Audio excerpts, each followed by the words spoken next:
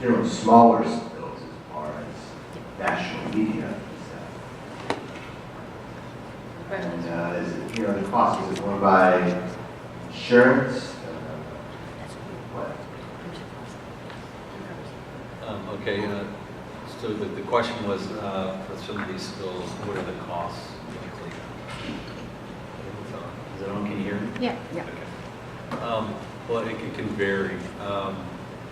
The more people, of course, the more people you have there, the more the cost is going to be. Who covers the cost? Typically, it's the RP. If there's an RP identified, they would pay all the costs for the cleanup, the government, the people that are out there, disposal, pretty much everything. If it's no RP, we don't know who it is, then the Oil Spill Liability Trust Fund is there to pick up the cost and then make sure that all the agencies are covered and everything is covered. Typical costs, if you're looking for an individual worker, it could be anywhere from $40 to $60 per day. And there's typically like a 10 to 15% addition to that administrative fee on top of that, plus their equipment, trucks, rental fees for trucks, rental fees for front-end loaders, beach equipment, and then you also have the cost of any government officials that may be out there watching or making sure things are being done. So, they could go to the millions of dollars fairly easily. The Texas citywide response had a pretty broad coverage of area. They had to clean up in Galveston, and then Galveston Island, Galveston Bay, and then all the way down to Back Border, and it often had to go all the way down to Pleasure Island National Seashore, almost to Mansfield Pass. And that spill was running 1.2 million a day. And so there's a lot of people. The spill management team is very eager. They're the ones that kind of directing all the contractors, and they're all pushing very hard to make sure that we right size at that burn rate. The other thing too is typically the Coast Guard on their side of it, they're not really concerned about costs. They're concerned about getting it cleaned up. So of course they want to get it cleaned up as quickly as possible. There's other things to do besides oil spill response. So they'll stay out there as long as it's needed until basically the state and the Fed sign off. Other questions? Okay. Question about, Hold on.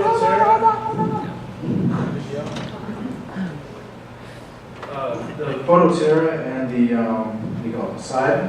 I just wondered if CGA has worked with them at all, or have you ever talked through what that would look like logistically if y'all had to work together in response, and then how, I know they're not here, but how it works through their contract right now. Okay. Right now, they actually have a contract with Environment Canada. I just talked to one of their representatives. They're flying 300 hours a year for Canada, so they're still going to be based here in Houston and doing doing their flights for Canada. But they're available. The way it would work for us, they're working with airborne support. So through airborne support, any of our members could use them that way. If the Coast Guard, let's say, needed them, the way it would work for the federal government, because it's an emergency, the federal government can contract with them right away, say we want you to fly, whatever, and then they would follow up with a contracting officer who would negotiate the rate. As far as for us, the way it would work, if they were flying offshore, they could send emails to our boats, because our boats have email addresses. They could actually send the information while they're flying to our boats to tell us where to go. So, or another, let's say if there's an MSRC vessel out there, they could send it to them too. So, really great system. That's all I can say about it. Can't say that.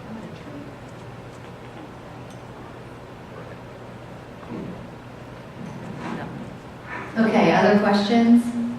Oh, and Tara's going to read one from one of our online folks, and it's Vessel of Opportunity. Okay.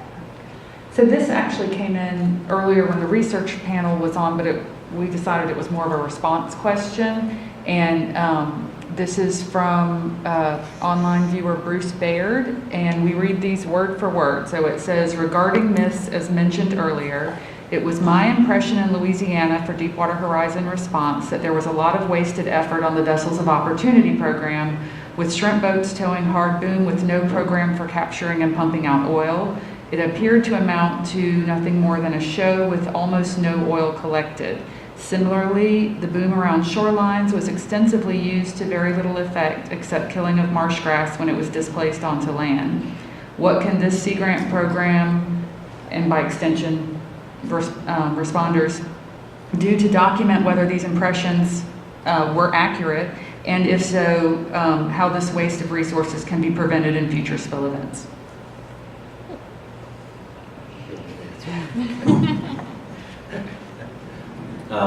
Well, I guess there was a tale of two stories with the vessels of opportunity. There were some vessels of opportunity that worked really well.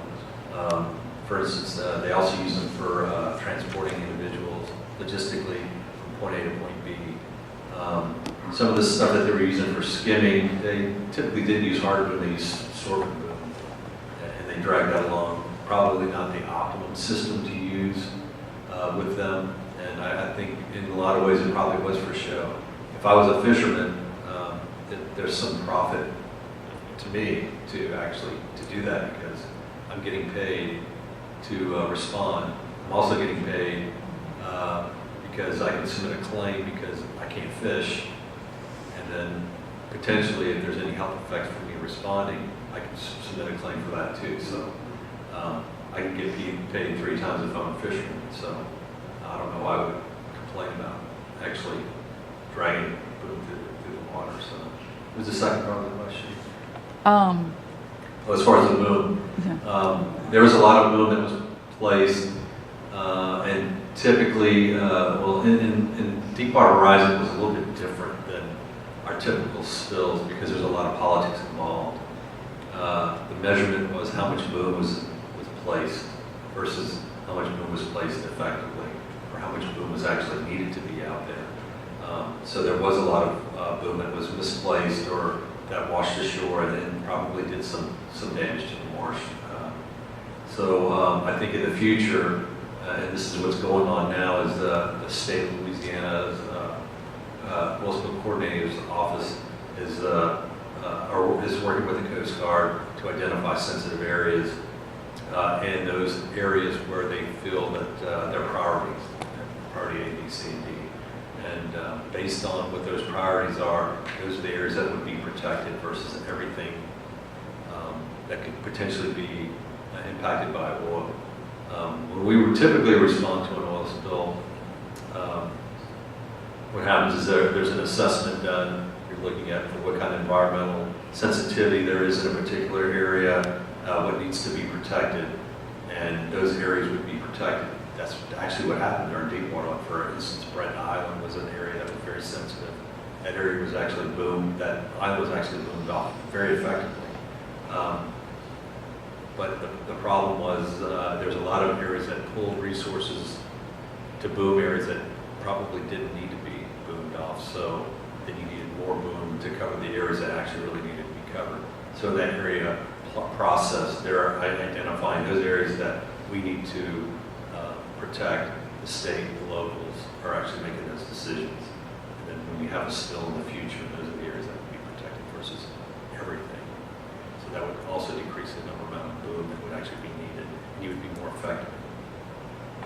Jackie, did you have anything to add? Or? Because, when people just put all the ground sorbent material, I hate to call it boom, and in front of hundreds of miles of wetland areas, just because they political purposes. And then we had Hurricane Bonnie offshore, and push a lot of that boom in the marsh, and then we spent a lot of time and money developing methods to try to remove that boom from the shore, from the marshy interior, to push it not just to the edge, but inside. So we had to, I think crews worked for something like 4 months, special boom removal teams to do that. So we've documented that in some of our job aids and response to all spills and marshes, and show how that improper deployment of boom causes more damage. It doesn't have to provide any benefit it. So hopefully that's one of those mistakes we'll never make again.